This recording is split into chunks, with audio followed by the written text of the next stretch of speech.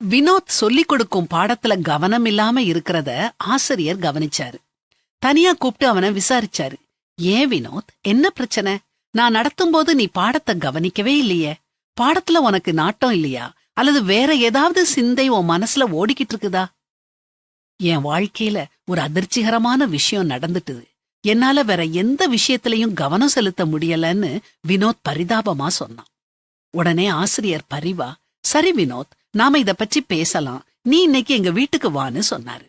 வினோத் அன்னைக்கே ஆசிரியர் வீட்டுக்கு போனான். ஆசிரியர் அவனுக்கு எலுமிச்சை ஜூஸ் கொடுத்தாரு. அதுல கொஞ்சம் அதிகமா உப்பு போட்டு கொடுத்தாரு. வினோத் அத ஒரு மடக்கு குடிச்சான். அவன் முகம் சுருங்குச்சுது. ஆசிரியர் அவன்கிட்ட, என்ன வினோத், உனக்கு இந்த ஜூஸ் பிடிக்கலையான்னு கேட்டாரு. அதுக்கு வினோத், ஜூஸ்ல உப்பு கொஞ்சம் அதிகமா இருக்குது சார்னு சொன்னான்.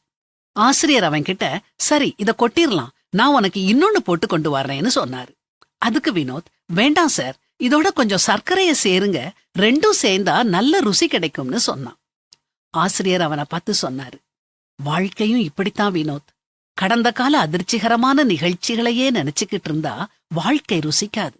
எதிர்காலத்துல நடக்க போகும் சந்தோஷமான அனுபவங்களை, நல்ல தருணங்களை அதோட சேர்த்துப்பாரு, வாழ்க்கை ருசிக்கும்னு சொன்னாரு.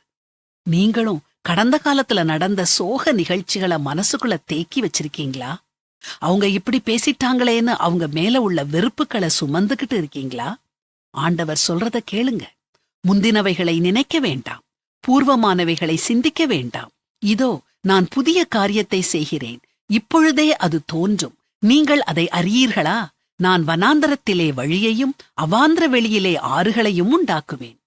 பழையவைகளை மறங்க, நம்பிக்கையோட எதிர்காலத்தை எதிர்கொள்ளுங்க.